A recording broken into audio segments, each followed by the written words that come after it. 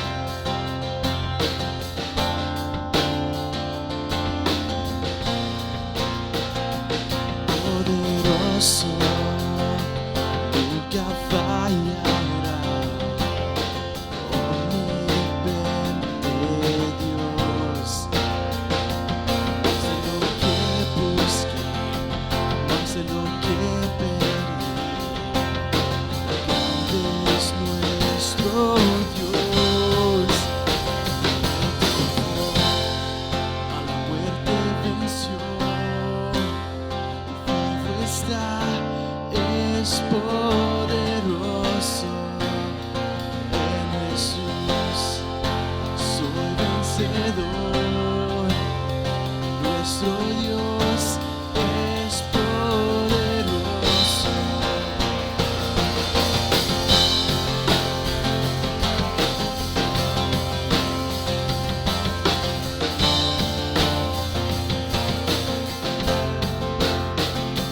Dios me guía, Él conmigo está, conmigo hará. Más de lo que soñé, más de lo que esperé, grande es nuestro Dios. Me triunfó, a la muerte venció, vive está, es poderoso. En Jesús soy vencedor. Nuestro Dios es poderoso.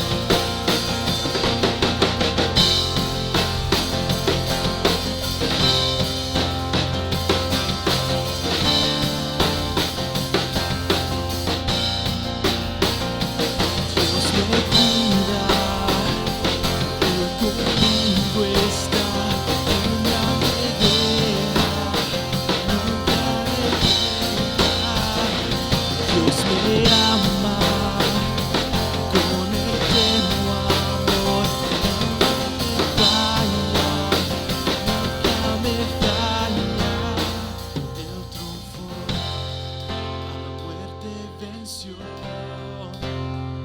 vivo está, es poderoso. En Jesús soy vencedor. Nuestro Dios es poderoso. Triunfó, a la muerte venció, vivo está, es poderoso. En Jesús soy vencedor. Nuestro Dios es poderoso. Nuestro Dios es poderoso. Nuestro Dios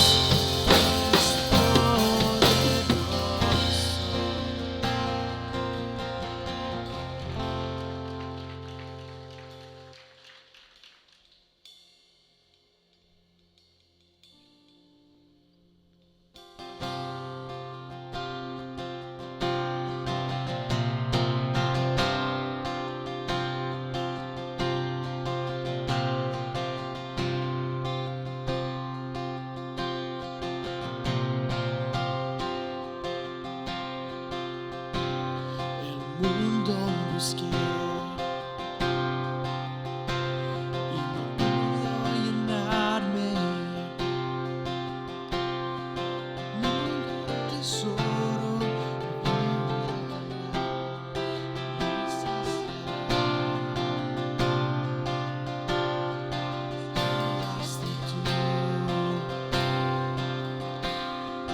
Diste vida nueva. Nada deseo se cumple aquí en tu amor. No hay nada, nada mejor. No hay nada, nada mejor. No hay nada, nada mejor que mi Dios.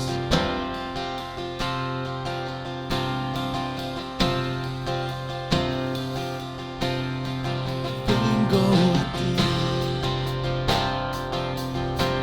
sin miedo, sin reservas. Cada fracaso has visto, Señor.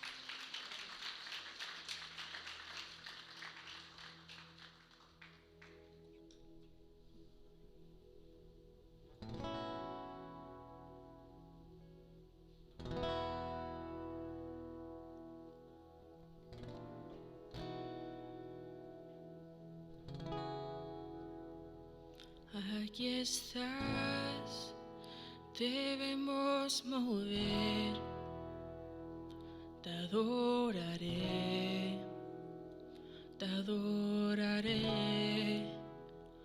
Aquí estás, obrando en mí, te adoraré, te adoraré.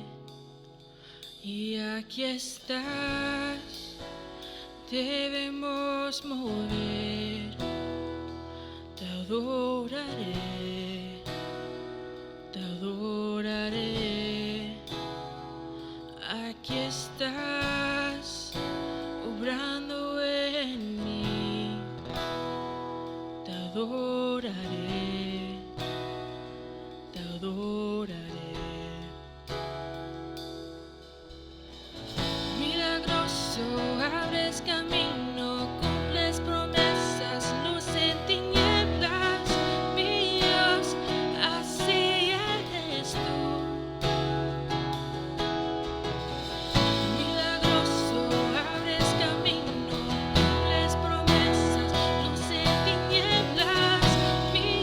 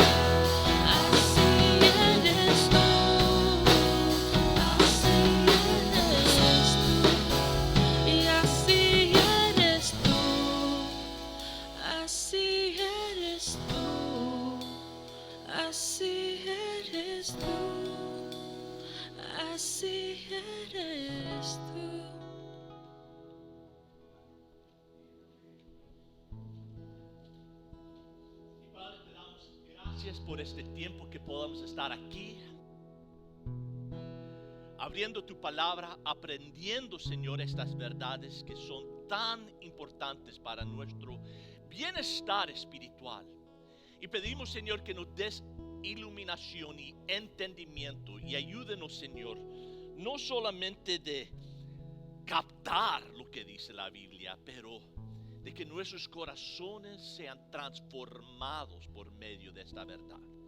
Bendícenos, Señor, cada uno que está aquí. En tu santo nombre oramos. Todos dijeron amén. ¿Estoy saliendo? ¿Sí? Ok. Muy bien. Se pueden sentar. Si tienen sus Biblias, abramos a Romanos capítulo 6. Romanos capítulo 6. Y el deseo de esta semana y las próximas semanas es de cambiar, es de transformar su perspectiva, ¿ok? Yo quiero retarlos y yo quiero sacudirlos y yo quiero cambiar su forma de ver las cosas. Yo quiero que salgan cada domingo diciendo, wow, no sabía eso, y que su perspectiva sea transformado. Estaba yo pensando en mi esposa y mi hija viajan bastante por el fútbol de ella, por todos los Estados Unidos. Y antes de la pandemia, ellos iban de ruta, no sé a qué, Florida, algún lugar. Y usted sabe cómo, si ha viajado por avión, el dolor de cabeza que es, tienes que pasar por chequeo y todo lo demás. Es un proceso largo con todas las medidas que tienen, y puede ser un poco estresante cuando hay muchos vuelos y mucha gente. Y ellos estaban tratando de llegar a donde estaba su avión y siempre se van temprano, y era uno de esos momentos un poco estresantes. Por fin pasan el chequeo y ok, ya llegamos a la puerta donde nos van a recibir, y tenían como 45 minutos. Y mi esposa dijo, ok, bueno, yo voy a tomar mi cafecito. Y se compró su cafecito y una bolsita de galletas, y dijo, me voy a sentar aquí con mi libro y voy a leer y tomar mi café y comer mis galletas y relajarme ante el vuelo. Bueno, ella se sentó y empezó a leer cuando un señor estaba sentado, no junto a ella, pero como a una silla de distancia, y ella vio el hombre abrir la bolsa de galletas y tomó uno y se la empezó a comer, y después lo puso en el asiento que estaban entre ellos, y ella no lo podía creer. Este hombre aprovechado abrió mis galletas, tomó uno y come como si nada. Y ella estaba mirando su libro y no quería ser confrontacional ni nada, pero dijo, no lo puedo creer. Y no, pues ella tomó una galleta y ella se la comió y dijo, a ver lo que va a hacer el hombre. Unos minutos pasaron, el hombre se sirvió otra. Mis galletas, ¿qué está haciendo este hombre? Y así fue, y él dice, no podía leer, no podía concentrar, porque no podía creer lo que este hombre estaba haciendo. Y ya solo faltaba una galleta en la bolsa, y el hombre fue y la quebró en la mitad, puso la mitad encima de la bolsa y se comió la otra, se levantó a agarrar su avión. Y Emily estaba enfurecida. Mis galletas. Y agarró, se la comió y le llamaron que era tiempo de su vuelo. Ella fue y no lo podía creer, estaba súper enojada. Dio el boleto a la persona en la puerta, abrió su bolsa para meter el boleto y ahí estaba el paquete de galletas. ¡Oh!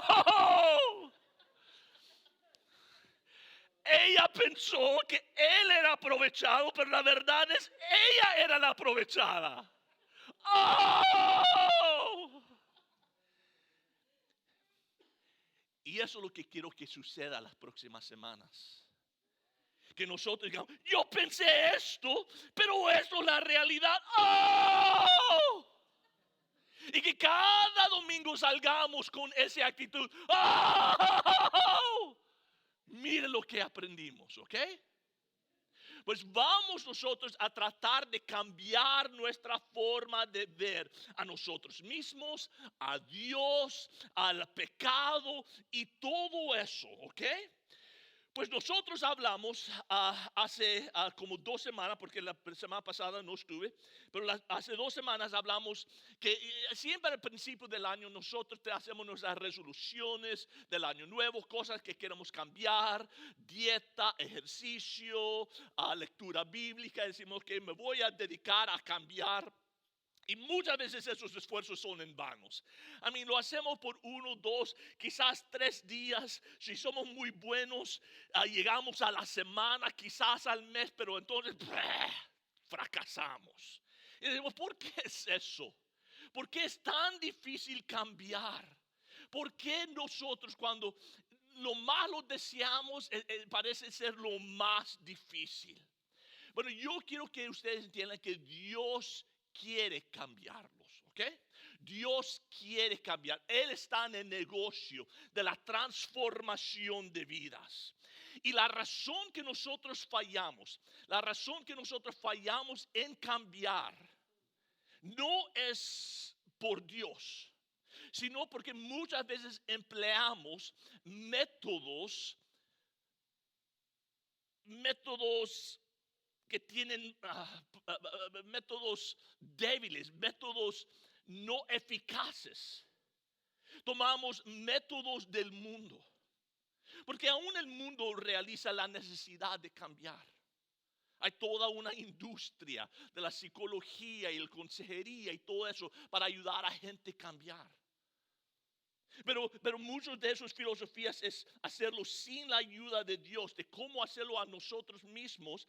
Y la iglesia, quizás porque ellos no han visto la transformación, han tomado lo que tiene el mundo, han tratado de adoptarlo a la iglesia, pero con los mismos resultados.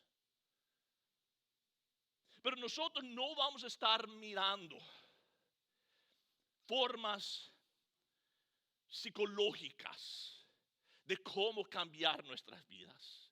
Vamos a ver lo que la palabra de Dios dice acerca de cómo nuestras vidas pueden ser transformadas. Porque Dios quiere transformarnos. Más que nosotros queremos ser transformados, Él quiere hacer transformación en nuestras vidas. Y el método de Dios nunca falla, ¿ok? Nunca falla.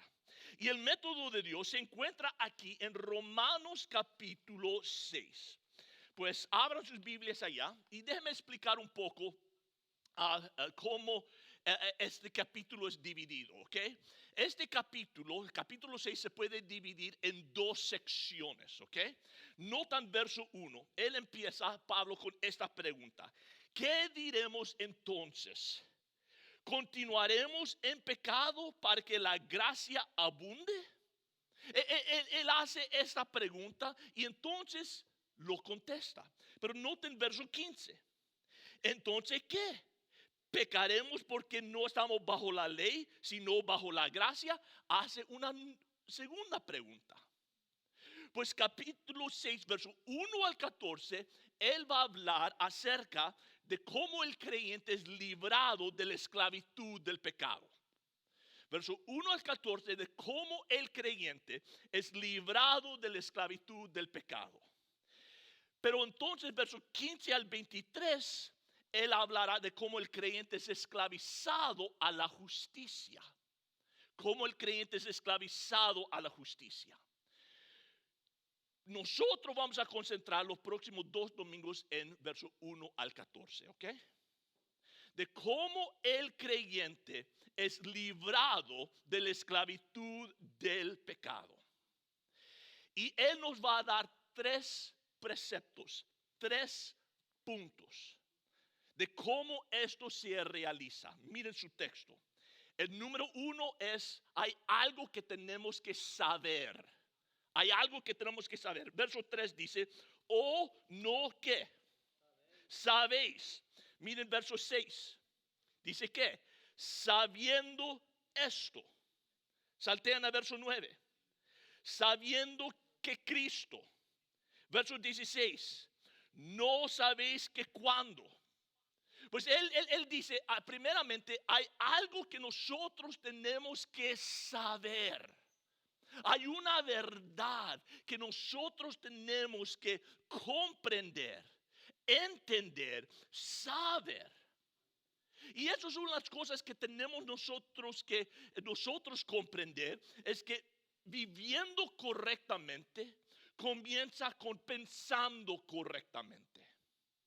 Viviendo correctamente comienza con pensando correctamente. O como dicen la ortodoxia, procede la ortopraxia. Que hay cosas que nosotros tenemos que saber para poder vivir para Cristo. Bueno, primeramente dice, hay algo que tienen que saber. Entonces dice, pero no solamente hay que saber esto, sino hay que creer esto. Miren verso 8. Y si hemos muerto con Cristo, creemos que. Esa es la segunda cosa. Primeramente hay que saber algo. Segundo, no hay que solo saber, pero hay que creerlo. ¿Ok? Puedes tener un montón de información aquí, pero si no ha progresado los 14 pulgadas aquí, de nada te sirve. ¿Ok? A mí puedes andar todo cabezón con todo este conocimiento. Oh, yo puedo recitar toda la Biblia. Pero si la Biblia no ha llegado aquí al corazón, de nada te sirve. ¿Ok? Y no queremos ser los cabezones, ¿verdad? No, ok, muy bien. Algo que tenemos que creer. Tercero, noten verso 13. Dice, ni presentéis. La tercera cosa, hay que presentar. Hay cosas que tenemos que saber. Entonces tenemos que creerlo y entonces presentar. Tenemos que practicarlo, vivirlo, aplicarlo. ¿Ok? Esos son los 3 puntos que Pablo va a desarrollar en esos 14 versículos. Nosotros solo vamos a ver la primera. Que hay algo que tenemos que saber. ¿Y qué es eso? ¿Qué es lo que Pablo, qué es la verdad espiritual que Pablo quiere que nosotros sepamos, que nos va a ayudar a nosotros ser librados del control del pecado en nuestras vidas? Y esta verdad yo espero va a ser uno de esos momentos, ¿ok? Donde no, nunca había visto eso, nunca había entendido eso. Y que va a transformar nuestras vidas. Muy bien. ¿Puedo comenzar de nuevo? Si no, ok. Come on, guys, come on. Ok. Pues miremos a nuestro texto. Ok. Pero antes de leerlo, cierren sus ojos por un momento.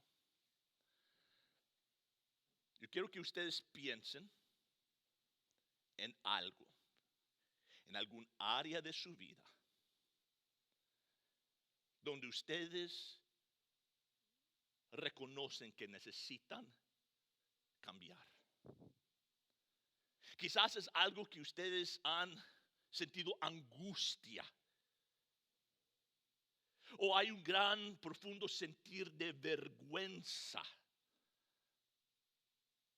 Que viven en remordimiento de esta cosa. Quizás es un hábito, quizás es una tendencia, quizás es una actitud, quizás es un resentimiento.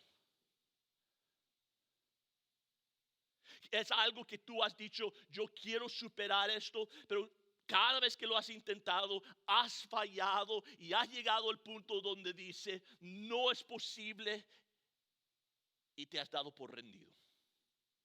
Sientes que no hay esperanza.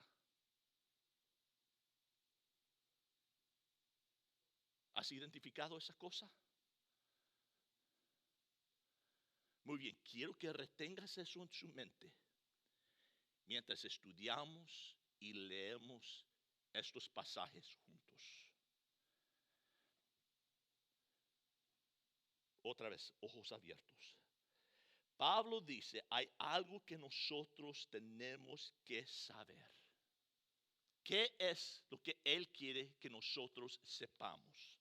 Otra vez, miren sus Biblias. Verso 2. Es lo que él quiere que sepamos. De ningún modo nosotros que hemos muerto al pecado. Verso 3, la segunda parte.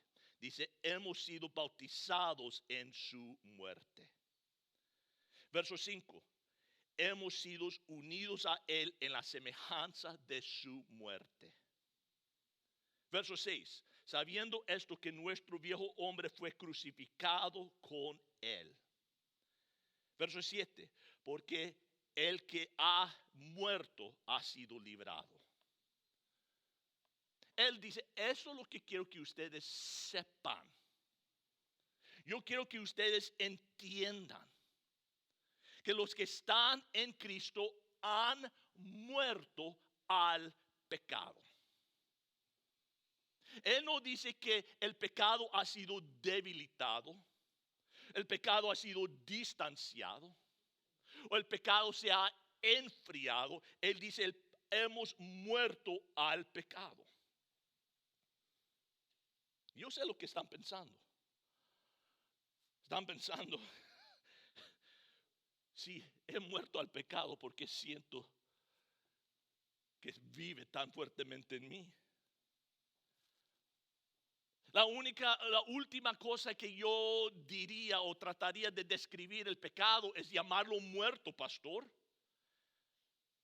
Puedo decir, he sido perdonado, que he sido lavado. Quizás que estoy siendo transformado, pero que he muerto al pecado. Y hay mucha confusión de qué significa esto de ser muerto al pecado. Y yo creo que Satanás ha causado esta confusión porque él quiere mantenernos un poco ignorantes, porque mientras nosotros no entendemos esta verdad, él puede seguir rigiendo nuestras vidas. Pero él dice que hemos muerto al pecado. ¿Qué significa eso? Pero déjeme primeramente decir lo que no significa. Primeramente, no significa perfección moral. Hay aquellos que tienen la idea de que un cristiano puede llegar a tener la madurez espiritual donde deja de pecar. Déjeme preguntar, ¿hay alguien aquí que no ha pecado este mes? ¿Esta semana? ¿Este día? Yo no sé qué están pensando esta gente que enseña perfección moral. Especialmente cuando 1 Juan 1:8 dice, si nosotros decimos que no tenemos pecado, nos engañamos a nosotros mismos y la verdad no está en nosotros. Si yo viniera aquí y dijera, yo ya no peco, tú dirías, está engañado el pastor. Porque yo lo miré manejando el otro día. ¿Y cómo reaccionó cuando cortaron frente de él? Me estoy engañando a mí mismo, dice Juan. Yo no engaño a nadie más. No engaño a mi esposa. Y no, de veras, ya no peca. No. Pero el morir al pecado no significa perfección moral.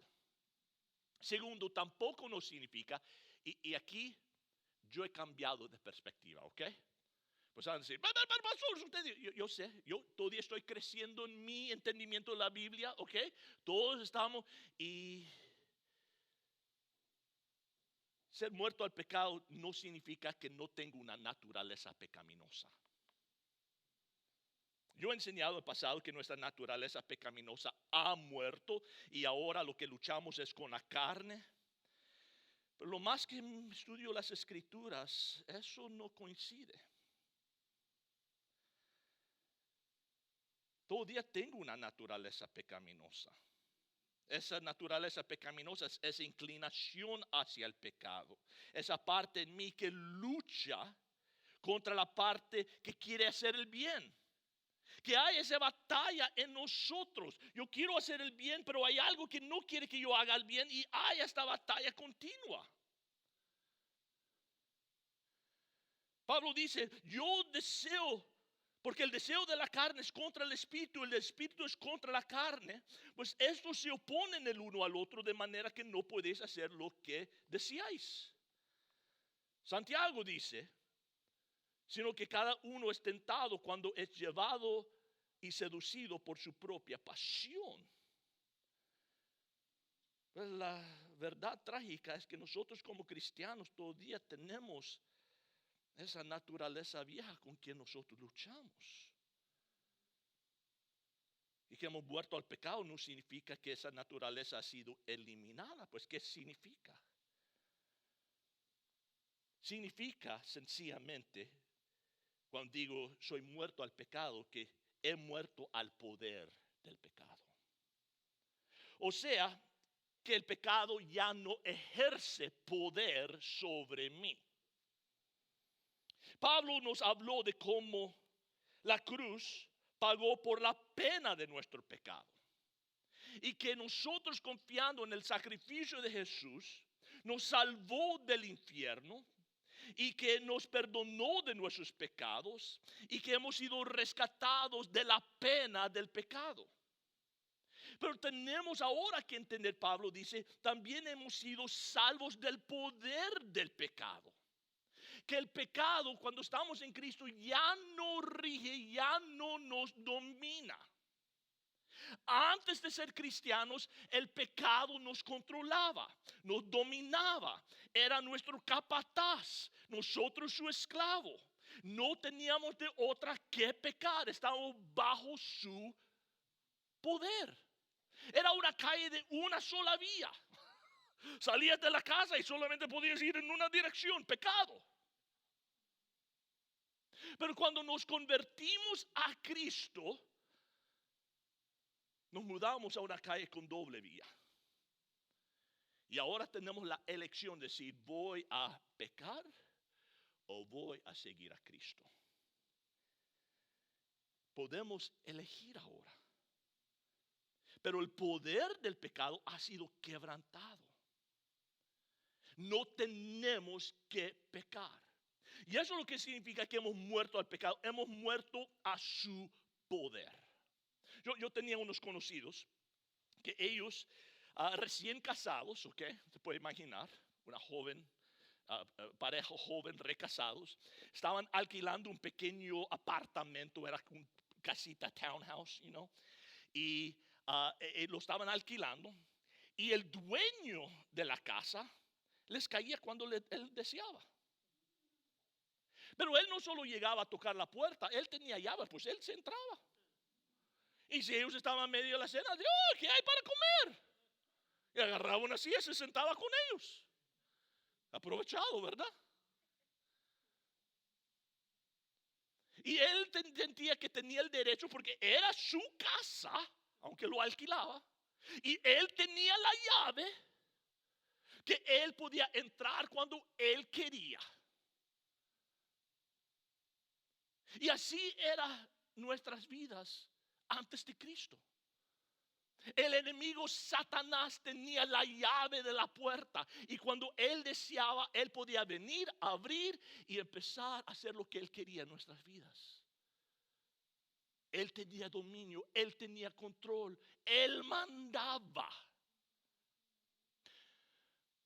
Pero cuando recibimos a Cristo, el título de propiedad de nuestras vidas pasó a Él.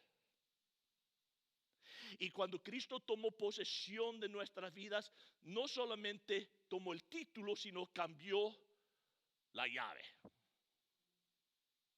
Y ahora cuando llega el viejo dueño, el viejo hombre, el viejo capataz, él no tiene acceso a menos que le dejemos la puerta abierta.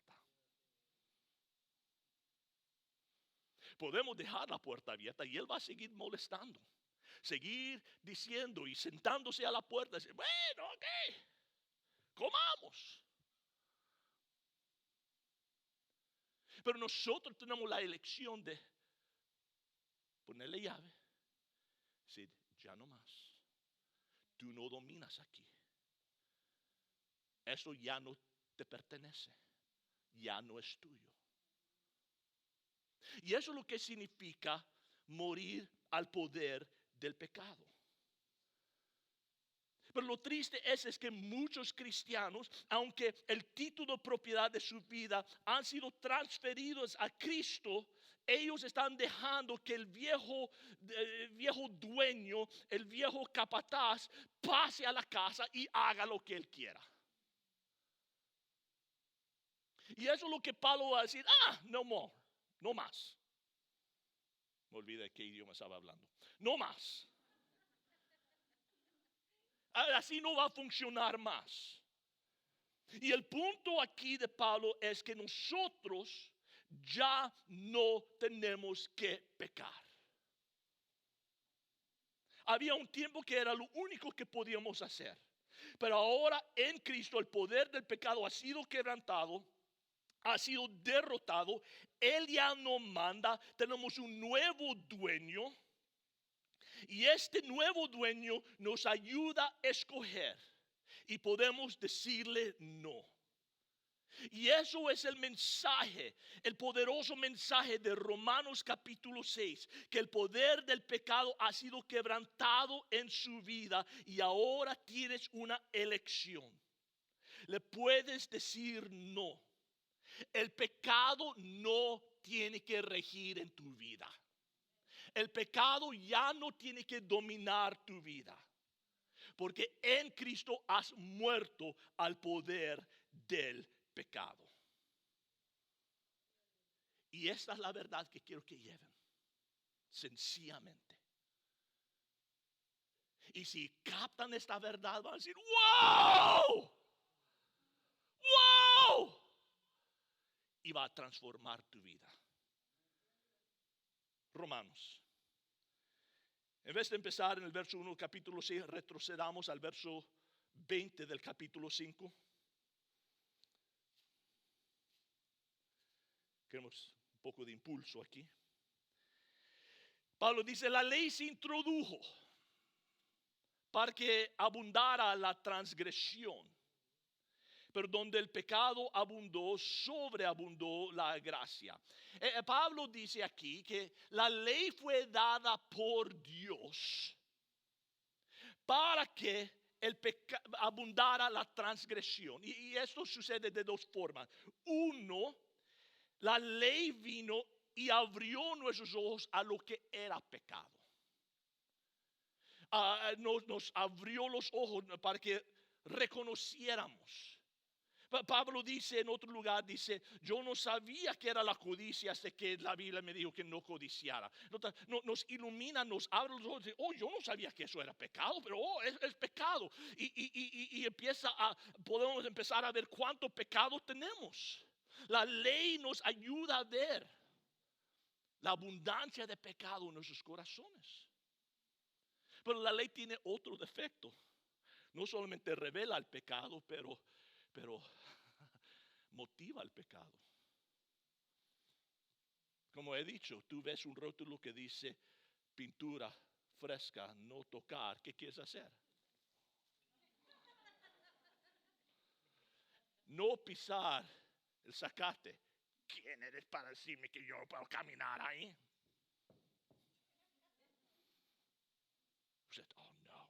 Hemos puesto cordones aquí en las sillas. ¿Y qué hace la gente? Yo me pongo y me voy a sentar donde yo quiera. Y la ley, eso es lo que hace. Dice, yo no puedo, yo voy a enseñar que puedo. Y nos hace rebeldes, ¿ok? Y eso es lo que él dice, la ley se introdujo para que abundara la transgresión. Pero donde el pecado abundó, ¿qué? Sobreabundó la gracia. Dice, donde hay poco pecado, hay más gracia. Donde hay mucho pecado, hay mucho más gracia. Donde hay gigantesco pecado, hay gigantesca gracia. ¿Ok?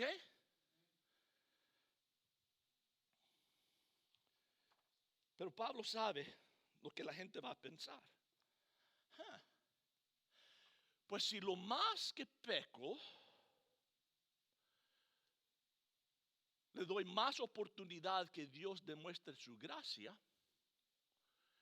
quizás le hago un favor a Dios en pecar. Quizás debo yo pecar más. Así Dios puede lucir, puede demostrar su gracia.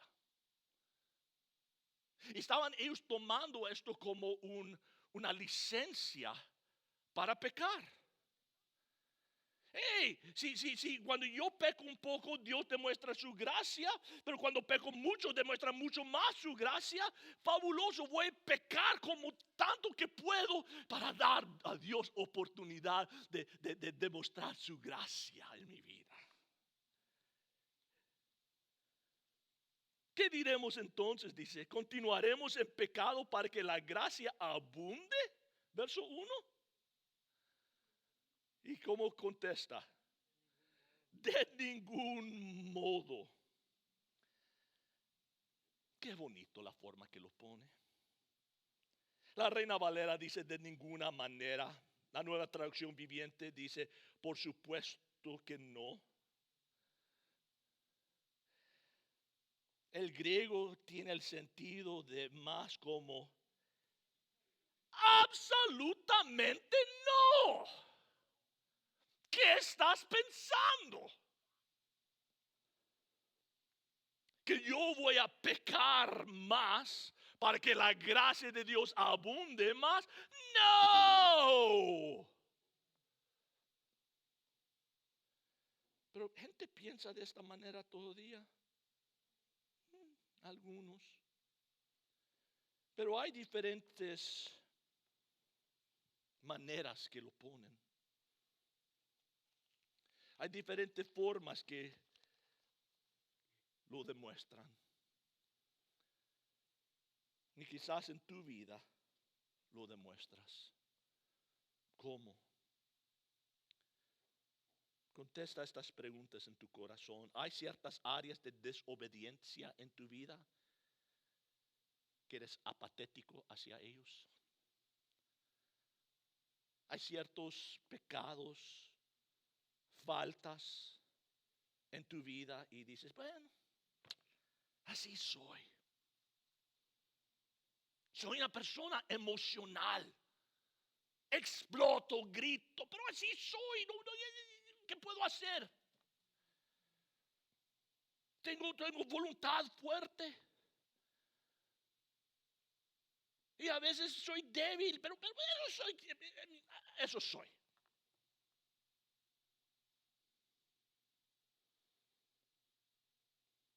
Soy una persona apasionada, una persona vengativa, una persona que se preocupa.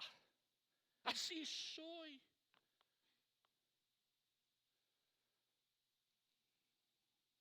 No. Eres apatético a tu carácter, a tu pecado. Número 2. ¿Te encuentras enfatizando más el amor de Dios que la santidad de Dios para reducir tu sentido de responsabilidad? Eres el tipo que dice, a mí me gusta cuando hablan del amor de Dios. Háblame del amor de Dios, de cuánto el Señor me ama, cuánto el Señor me acepta, cuánto el Señor me... No me hables del pecado. No me hables de la santidad. Eso no me gusta. No. Yo quiero escuchar del amor de Dios. El amor de Dios es un tema importante. Dicen 1 Juan 3:1, miren, Dios el Padre nos ama tanto que la gente nos llama hijos de Dios. El amor de Dios es increíble, es indescriptible. Pero no es lo que diríamos la característica suprema de Dios. ¿Saben? Cuando leen el libro Apocalipsis, encontramos ahí, así como en Isaías también, en la misma escena, hay 4 seres vivientes rodeando el trono de Dios. 6 alas cada uno.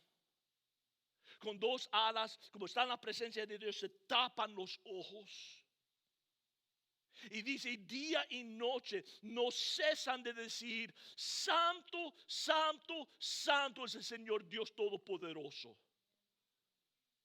Es curioso que cuando los ángeles están en la presencia de Dios y están mirando la gloria de Dios, que el atributo que ellos alaban, lo que ellos dicen no es amor, amor, amor. Gracia, gracia, gracia. Misericordioso, misericordioso, misericordioso. Sino cuando ven al Señor, se tapan los ojos y dicen, santo, santo, santo. ¿Por qué 3 veces? 3 veces porque en el hebreo no hay superlativos. En otras palabras, nosotros cuando hablamos, esto es grande, esto es el más grande. La palabra más da como es un superlativo o grandísimo, que lo hacemos como lo más grande, ¿verdad? El hebreo no tiene eso. Pues por eso, cuando quieren dar algo, decir que eso es el máximo, lo dicen 2 veces. ¿Recuerdan? Jesús dice, en verdad los digo. Es un superlativo. Él está diciendo, es verdad, pero eso es en verdad, ¿ok? Eso es como, blah. Pues cuando ellos dicen santo, santo, es como el más santo, pero están hablando de Dios. Y eso nos satisface. Pues lo dicen 3 veces, santo, santo, santo.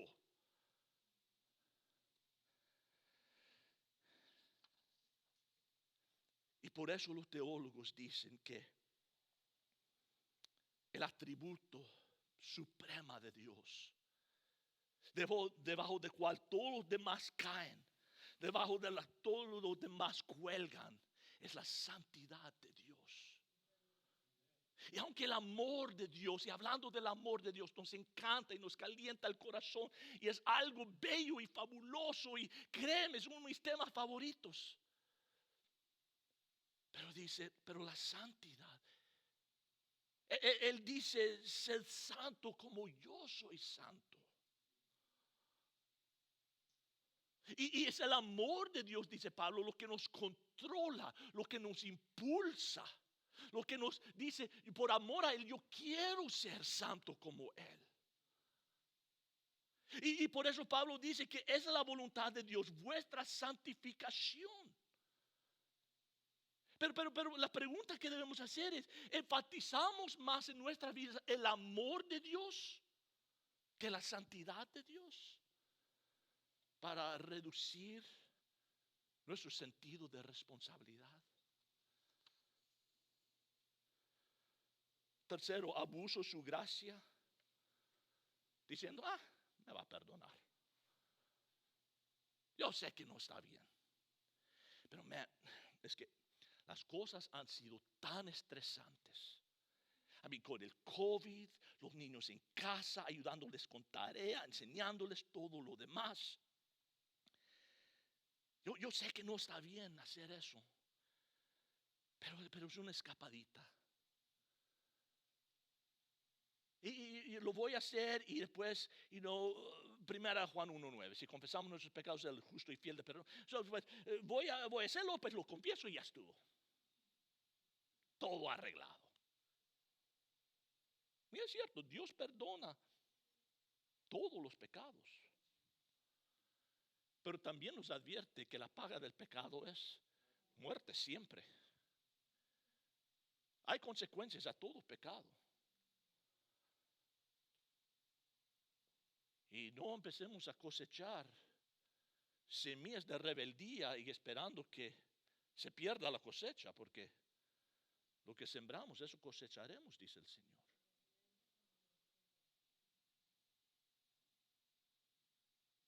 Pero quizás no digo, que es que yo voy a pecar para que abunde la gracia, pero uso una de estas excusas.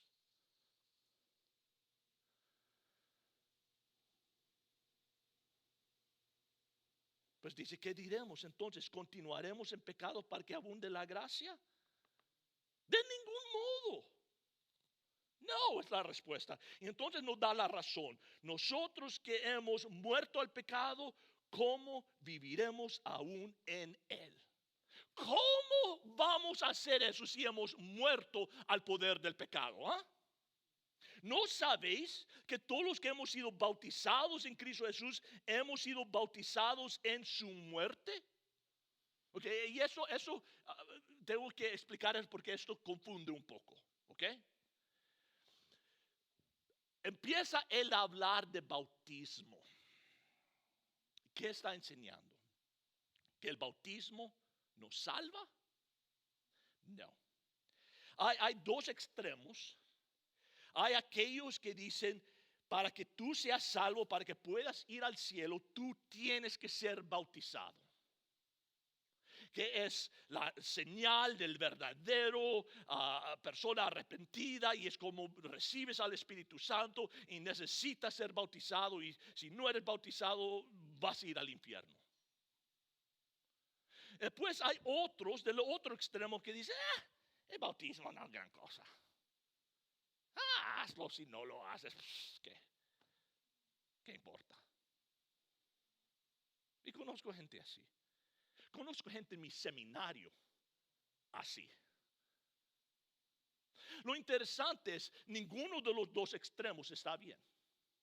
El bautismo no te salva.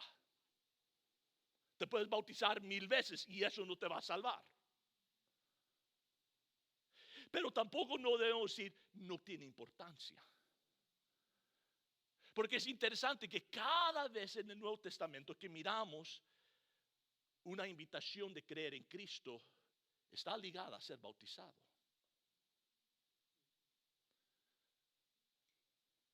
Obviamente no era necesario. El hombre que murió en la cruz, el ladrón junto a Jesús, no fue bautizado y él fue al paraíso.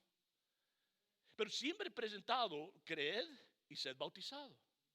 Porque lo miraban como una. Y el punto aquí, cuando él habla del bautismo, no está hablando del acto del bautismo, sino lo está usando como un sinónimo de ser salvo. ¿Ok? Sería como este anillo. Este anillo no me hace casado. Lo que me hizo un hombre casado cuando hicimos esos votos en presencia de Dios y nos prometimos ser fieles y amarnos por el resto de nuestras vidas. Y eso me hizo casado. Este anillo, si yo no fuera casado y pusiera un anillo, no me hace un hombre casado. Yo conozco mujeres que hacen eso para que los hombres no lo molesten. Se llevan anillos de boda, pero son solteras. Pero eso no los hace casadas. Como una persona se puede bautizar, pero si no ha puesto su fe en Cristo, no lo salva. No es salvo. Y si yo se me perdiera el anillo, no significa que ya no soy casado. Yo sigo casado con o sin anillo. Right? Right. Cuando él dice, no sabéis que todos los que hemos sido bautizados, sería como si yo dijera, ok, todos los que tienen anillos de boda, por favor, júntense allá afuera. ¿Qué estoy diciendo? Las personas casadas. No estoy usando el anillo como un sinónimo del estado de matrimonio, ¿verdad? Y eso es lo que él está haciendo. Él no está hablando del bautismo en sí, pero él dice, todos los que hemos sido bautizados en Cristo, todos los que son salvos, los que han puesto su fe en Cristo, dice, hemos sido bautizados en su muerte. Que cuando nosotros pusimos nuestra fe en Cristo, algo sobrenatural ocurrió, donde mi identificación con Él es total.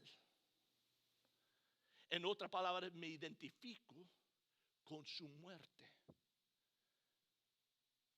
Su muerte se convierte en mi muerte. Él murió al pecado una vez para siempre. Y cuando yo pongo mi fe en Él, yo he muerto al pecado una vez para siempre. ¿No sabéis que todos los que hemos sido bautizados en Cristo Jesús hemos sido bautizados en su muerte? Por tanto, hemos sido sepultados con Él por medio del bautismo para muerte, a fin de que como Cristo resucitó de entre los muertos por la gloria del Padre, así también nosotros andemos en novedad de vida. Mi identificación cuando confío en Cristo es tan total que cuando la muerte de Jesús es puesto a mi cuenta, como la resurrección de Jesús es puesto a mi cuenta. Pues no solamente he muerto al pecado, pero he resucitado a novedad de vida. ¿Cuántos les gusta cosas nuevas? Carros nuevos, el olor, ¿verdad? Yo nunca he tenido carro nuevo. Yo nunca he tenido carro que tenga menos de 100,000 millas, ¿ok? Solo para que sepan. Pero nos encanta carros nuevos, temporadas nuevas. Nos encanta ropa nueva, zapatos nuevas. Nos encanta cosas nuevas. A Dios también. Por cierto, unas últimas palabras que Dios hablará en la historia humana está en Apocalipsis 21:5, donde dice: he aquí hecho todo nuevo. A Dios le encanta cosas nuevas. Y cuando leemos la Biblia vemos todas las cosas nuevas que Él nos da. Ezequiel 36 nos da un nuevo corazón. Ezequiel 18 un nuevo espíritu. Salmo 40 verso 3 una nueva canción en nuestros corazones. Apocalipsis 2:17 un nuevo nombre. Efesios 4:24 somos nuevos seres. Al punto que en 2 Corintios 5:17 dice: todos los que están en Cristo, nuevas criaturas son.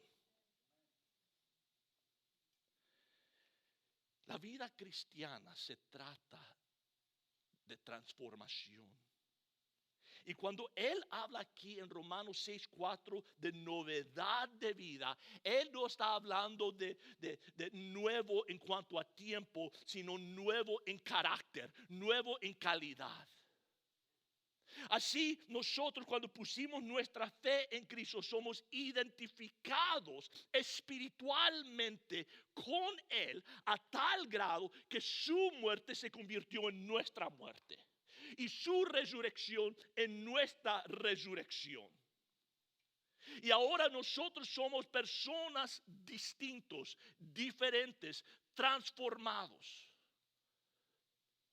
Y todos conocemos cristianos que son diferentes, pero no de la mejor manera. ¿Okay? Son diferentes, pero diferentes raros. Dios no quiere que seas diferente raro, sino diferente de calidad. Que demuestras un nuevo amor, un nuevo corazón, un nuevo humildad, un nuevo perdón, un nuevo compasión. De ser nuevos así. Pero entendamos, Dios quiere hacernos nuevos. Él quiere cambiarnos y transformarnos. Y Él dice: Cristo no solamente murió para nuestro perdón, pero resucitó para nuestra victoria. Verso 5, porque si hemos sido unidos a Él en la semejanza de su muerte, ciertamente lo seremos también en la semejanza de su resurrección. Jesús no solamente murió para mi salvación, sino resucitó para mi santificación. Y Él ahora resucitó y vive su vida por medio de mí.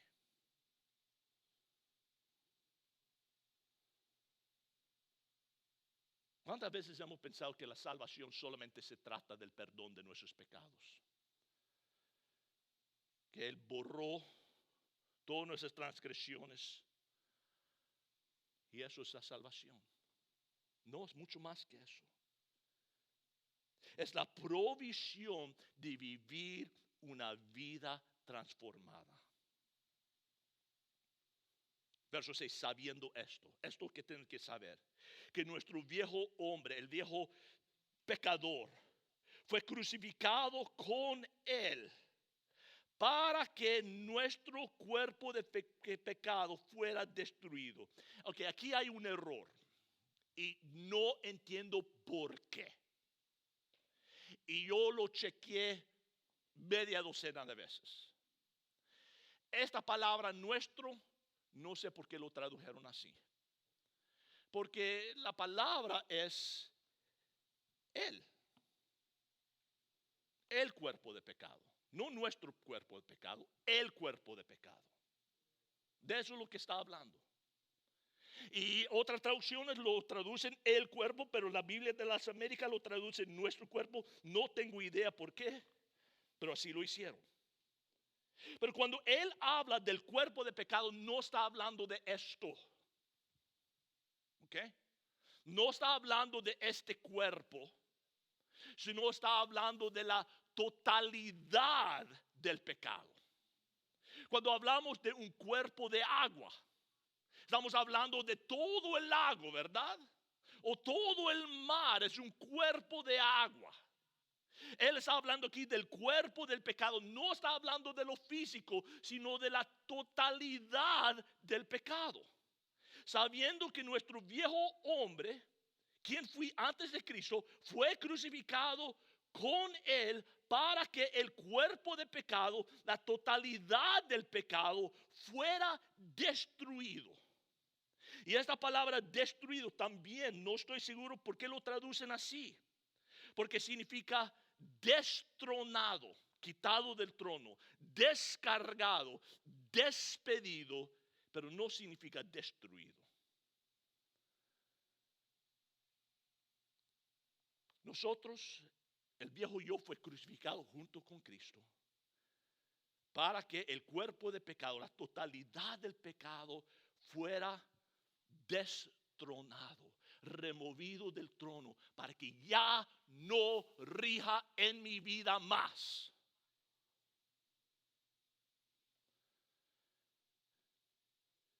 La casa ya no le pertenece. Su llave ya no funciona. Él puede tocar, puede demandar, déjeme entrar, pero ya no tiene autoridad. Eso es su punto. Dice, para que nuestro cuerpo de pecado fuera destruido, a fin de qué, todos juntos, ya no seamos esclavos del pecado. Porque el que ha muerto ha sido ¿qué? Libertado del pecado. Tú le puedes decir no a la tentación.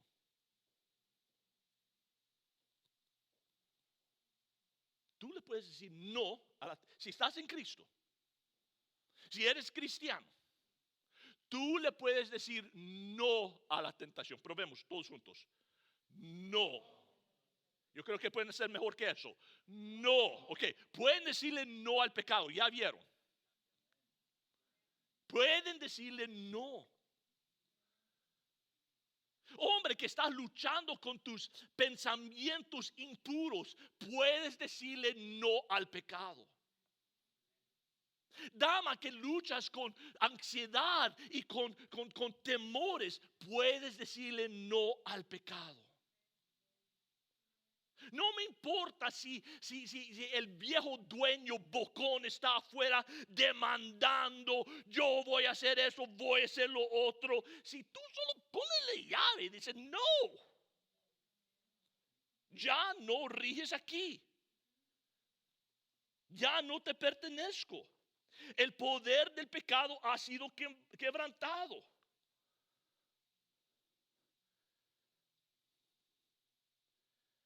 Pero la tristeza más grande es que muchos cristianos aún viven como si fueran prisioneros. Hay una historia trágica de la historia que quiero compartir. De un hombre que tenía medios de escapar, pero nunca los tomó. Se encuentra en un libro escrito por un hombre llamado Tomás Constantín. Se llama Los Tres Eduardos, donde habla de 3 diferentes reyes Eduardos que rigieron y da la historia de ellos. En una de estas historias, durante el siglo XIV, el duque Ranald vivió en la región que hoy es Bélgica.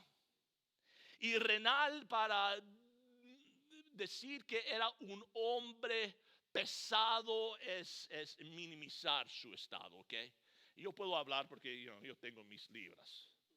Pero este hombre era enorme, gigantesco. Por cierto, le dieron apodo en latín Crassus, que significa gordo. Así lo llamaban, Rey Crassus. Y eventualmente Renald se convirtió en rey, pero su hermano Eduardo tenía celos. Y la relación de ellos se deterioró a lo peor, se hizo violento, hasta que Eduardo armó un pequeño ejército y marchó al palacio, y él hizo un golpe de estado. ¿Okay? Él tomó el trono, mató a todos los fieles del rey Renald, pero no mató a Renald, sino que lo que hizo fue construyó un cuarto redondo que tenía una abertura de puerta, pero no tenía puerta, y tenía ventanas. Y pusieron a Reinaldo allá adentro y le dieron todo. Tenía una cama, una mesa y todas las delicias, galletas y pasteles y carne y comida, todo lo que él quería. Pero como dije, tenía una puerta, pero sin puerta, solo era la abertura. Pero Reinaldo era tan grande que no podía salir por esta abertura. Y todos los días le traían los manjares, los pasteles, las carnes, las delicias. Y la gente dijo a Eduardo: eres malvado hacer esto a tu hermano. Eres un rey cruel. Pero él dijo: mi hermano no es prisionero. Él puede salir cuando él quiera. No hay puerta, no hay cerrojo. Cuando él quiera puede salir. Pero Reinald se mantuvo en ese mismo cuarto, prisionero de sus propios apetitos, por más de 10 años. No fue soltado hasta que Eduardo murió en una batalla, pero su salud se había deteriorado a tal grado que él murió dentro de un año. Y no era porque él no tenía otra opción, pero él no quiso ejercer el poder de la decisión para salvar su propia vida. Ahora, si tú estás en Cristo, tú ya no eres esclavo al pecado. Si sea comida, si sea sensualidad, si sea odio, si sea sustancias, lo que sea tu pecado, el mensaje es que tú ya no tienes que hacerlo más. En Cristo tienes el poder de ser la persona que Dios desea que seas. En Cristo tienes el poder a tu disposición de ser transformado en la persona que Dios anhela que seas. No hay nada que te retiene de eso, menos que las mentiras de Satanás. Eso es lo que te mantiene esclavizado. Pero el poder ha sido quebrado por medio de tu identificación con la muerte y resurrección de Cristo, que sucedió cuando aceptaste a Jesús en fe. Las cadenas del pecado han sido quebrantados y eres libre. Eres libre de vivir en santidad, pero tienes que escoger. Y la próxima semana vamos a ver cómo empezamos a experimentar esta verdad. Pero antes de experimentarlo, tienes que creerlo. Y antes de creerlo, tienes que saberlo. Y eso es lo que Él dice. Sabed esto. Que ya no eres esclavo al poder del pecado. Y Padre Celestial, te damos gracias por el privilegio de poder estudiar tu palabra y aprender esta verdad increíble. Y mi oración es por todos los hermanos que están luchando en pecado. Las hermanas que todavía están atadas a esos temores y ansias. Que por medio de las semanas que estudiamos esto juntos, empezamos a aprender de cómo disfrutar de libertad. De no dejar esas cosas dominar más. Perdónanos por haber escuchado las mentiras que nos susurra el enemigo. Y denos el valor de hacer lo necesario para vivir vidas que te agradan. Pero más que todo, ayúdenos a recordar que el poder del pecado ha sido quebrantado. Eso pedimos en el nombre de Cristo. Amén. Adoremos al Señor.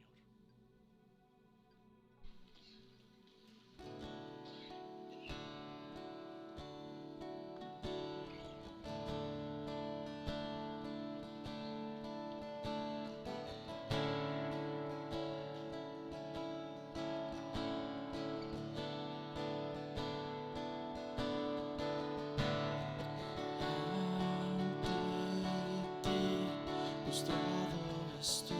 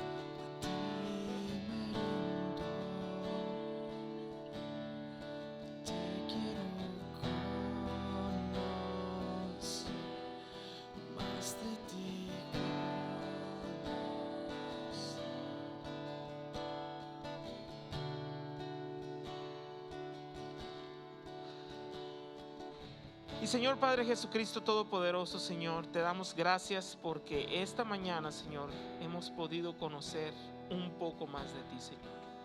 Gracias por revelarte a través de tu palabra, Señor, a través de esta enseñanza, Señor, porque hemos podido entender un poco más de ti, Señor. Nuestro corazón se ha moldeado un poco más a tu persona, Padre. Bendito y glorificado sea, Señor.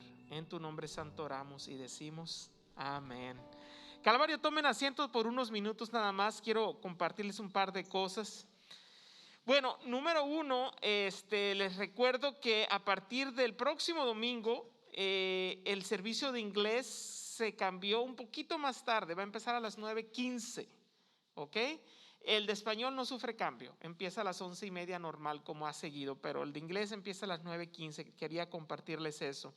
También les recuerdo que enviamos a su correo electrónico el reporte de donaciones del año 20, a todas las donaciones que ustedes han hecho, sus ofrendas. Es un reporte que ustedes pueden utilizar en la preparación de sus impuestos. Entonces se lo mandamos por correo electrónico. Busquen en sus bandejas de recibido, vean si está ahí.